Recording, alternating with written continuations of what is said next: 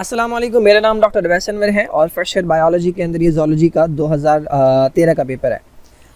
Now question number 1 है in torsion twisting of visceral mass occurs at an angle of. अब ये visceral मास क्या है?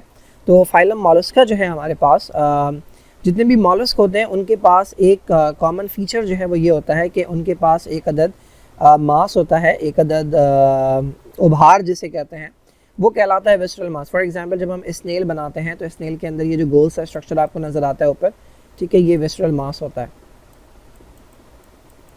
ये विसरल मास होता है।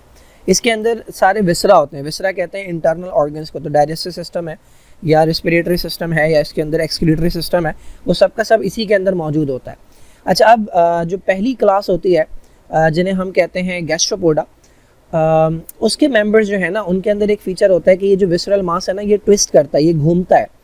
और इस घूमने की वजह से इनिशियली जो है ये मेंबर्स बायलैटरली सिमेट्रिकल होते हैं, यानी अगर आप इन्हें बीच से काटें तो ये राइट और लेफ़्ट इक्वल हाफ में डिवाइड हो जाएंगे। लेकिन जैसे जैसे ये अपनी ज़िंदगी में आगे बढ़ते जाते हैं, क्योंकि ये विसरल मास घूमता है, तो इस घूमने की वजह से इसका शेप जो है ना वो एसिमेट्रिकल हो जाता है। इन एनिमल्स का शेप जो है वो एसिमेट्रिकल हो जाता है। तो इस प्रोसेस को हम नाम देते हैं टॉर्शन का। अब ये टॉर्शन जो होता है, इसके अंदर विसरल मास जो घूमता है वो 180 डिग्री के ऊपर घूमता है, पूरा घूम के जो है ये वापस आता है, तो ये 180 डिग्री के ऊपर घूमता है। Now it is considered as a living fossil. Fossil वो होता है, जस्ट फॉसिल वो होता है कि जिसके बाकी जस्ट फॉसिल वो होता है कि जो आज ज़िंदा नहीं है और उसका बचा कुचा जो है वो हमें किसी पत्थर या किसी मिट्टी या किसी ज़मीन के अंदर से मिला है, तो वो फॉसिल कहलाता है। लिविंग फॉसिल वो होता है कि जिसके बाकी कोई रिलेटिव, जिससे मिलता जुलता कोई और ऑर्गेनिज्म जो है ना वो नहीं बचा, बस ये अकेला ज़िंदा रह गया है, तो वो कहलाता है लिविंग फॉसिल। तो बुक के अंदर 3 लिविंग फॉसिल हैं चैप्टर नंबर 10 के अंदर। तो उसमें से एक जो है वो लिमुलस है, जिसका दूसरा नाम है किंग क्रैब। ठीक है, किंग क्रैब जो है ये लिविंग फॉसिल है। इसके अलावा 2 लिविंग फॉसिल्स जो हैं वो और हैं। एक है स्फेनोडॉन, ठीक है, एक स्फेनोडॉन है, ये रेप्टाइल्स के अंदर है, और एक है सीलोकैंथ।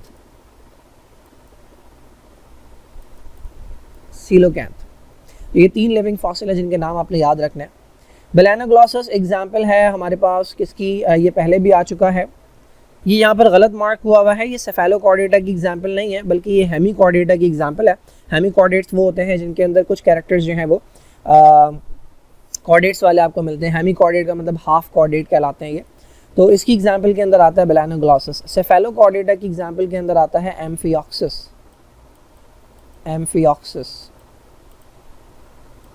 ठीक है, जिसे ब्रैंकियोस्टोमेटा कहते हैं।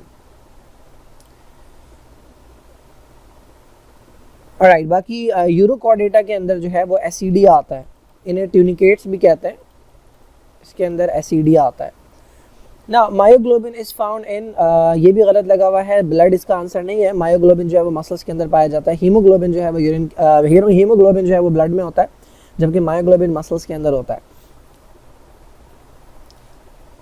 ना the national animal of Pakistan is markhor. ठीक है, ये तो बहुत सिंपल सी बात हो गई। Lungs capacity of adult human, ये 5 लीटर, ये दोबारा क्वेश्चन आया है।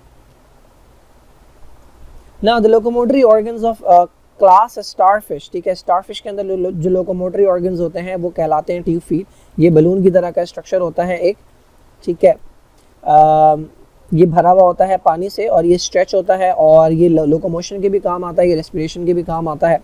सूडोपोडिया जो है अमीबा के अंदर पाए जाते हैं। फॉल्स फुट इन्हें कहते हैं, फिंगर लेग प्रोजेक्शंस होती हैं ये। फ्लैजिला जो है यूग्लिना के अंदर पाया जाता है। सीलिया जो है वो पैरामीशियम के अंदर पाए जाते हैं। ना ग्रास हॉपर बिलोंग करता है फाइलम आर्थ्रोपोडा से, और फाइलम आर्थ्रोपोडा की क्लास इंसेक्टा से, या जिसे हेक्सापोडा कहते हैं। इनके अंदर 6 जो है वो टांगे होती हैं, यानी 3 जोड़ियाँ होती हैं। फूड वैक्यूल किसके अंदर पाया जाता है? तो फूड वैक्यूल जो है हमारे पास पाया जाता है अमीबा में। अमीबा यूनिसेलुलर है, ठीक है, तो ये जब कोई खाना इंजेस्ट करता है, कोई भी खाने की चीज़ जब ये अंदर लेकर आता है, तो वो मेम्ब्रेन की कवरिंग के अंदर होती है। ये फूड पार्टिकल है और ये मेम्ब्रेन की कवरिंग के अंदर है। So this is called the food vacuole, जिसके अंदर इसकी डाइजेशन होती है। अमीबा के अंदर इंट्रासेलुलर डाइजेशन होती है, तो इसमें लाइसोसोम हेल्प करते हैं। हाइड्रा के अंदर इंट्रासेलुलर और एक्स्ट्रासेलुलर दोनों होती है। पहले एक्स्ट्रासेलुलर होती है, पार्शियली डाइजेस्टेड खाना जो है वो सेल के अंदर आता है, और फिर इंट्रासेलुलर डाइजेशन होती है। प्लेनेरिया जो है उसके अंदर एक्स्ट्रासेलुलर डाइजेशन होती है, बल्कि नहीं, प्लेनेरिया के अंदर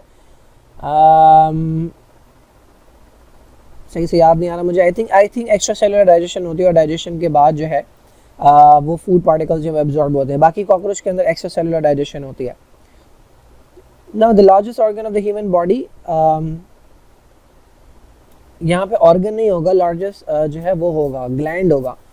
बाकी अगर ऑर्गन भी हो तो उसके अंदर भी यहाँ पर स्किन मौजूद नहीं है, अगर स्किन मौजूद होती तो वो राइट आंसर होता है, बट यहाँ पर लिवर राइट आंसर है।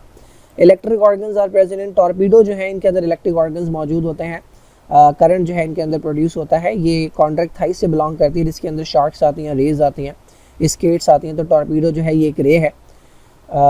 ठीक है, बाकी जो है हमारे पास ये स्कॉलियोडिन जो है ये इसका दूसरा नाम डॉग फिश होता है। बाकी ये फ्लाइंग फिश और ये पल्ला फिश जो है ये दूसरी कैटेगरी से बिलोंग करते हैं, जिन्हें हम कहते हैं ऑस्टिक थाइस, कि जिनका स्केलेटन जो है वो हड्डियों का बना होता है ये भी, और इसका स्केलेटन जो है वो कार्टिलेज का बना हुआ है ना। निमेटोसिस्ट जो है ये एक स्पेशल टाइप का स्ट्रक्चर होता है। कहाँ गया? निमेटोसिस्ट जो है ये एक स्पेशल टाइप का स्ट्रक्चर होता है जो कि शिकार करने के लिए इस्तेमाल करते हैं, अपने शिकार को पैरालाइज करने के लिए इस्तेमाल करते हैं, और ये पाया जाता है फाइलम निडेरिया के मेंबर्स के अंदर। तो फाइलम निडेरिया के अंदर कौन सा मेंबर आता है? वो आता है हाइड्रा। हाइड्रा है या जेलीफिश इनके अंदर पाए जाते हैं। प्लेनेरिया जो है ये प्लेटीहेल्मिन्थ से बिलोंग करता है। प्लेनेरिया फ्री लिविंग होता है, ये पैरासाइट नहीं होता। पैरामीशियम जो है ये बिलोंग करता है प्रोटोजोआ से, प्रोटोजोआ की क्लास सीलिएटा से। और एस्कैरिस जो है ये बिलोंग करता है नीमाटोडा से या निमेथिलमिन से, राउंड वर्म से इन्हें कहते हैं। एयर सैक जो है ये एक्स्ट्रा स्ट्रक्चर होता है।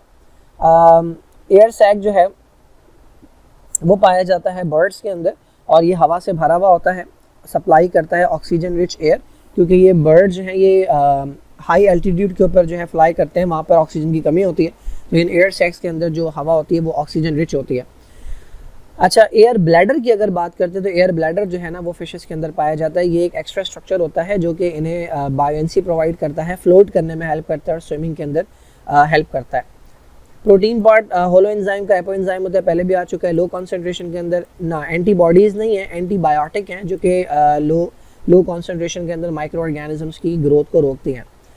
एंटीटॉक्सिन वो चीज़ें होंगी जो कि टॉक्सिन्स के खिलाफ काम करेंगी। एंटीजन क्या होता है? एंटीजन में बता चुका हूँ कि किसी भी ऑर्गेनिज्म के अंदर कोई किसी भी ऑर्गेनिज्म में या किसी भी सेल के अंदर किसी भी सेल पे कोई छोटा सा स्ट्रक्चर ऐसा होता है जिसको हमारा इम्यून सिस्टम पहचानता है, तो वो कहलाता है एंटीजन।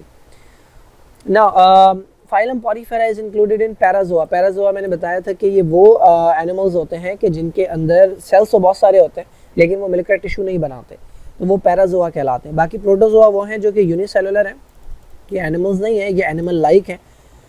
प्रोटिस्टा जो है ये पूरा एक किंगडम है जिसके अंदर प्रोटोजोआ आते हैं और एल्गी वगैरह आते हैं। और मेटाजोआ जो हैं ये ट्रू एनिमल्स होते हैं।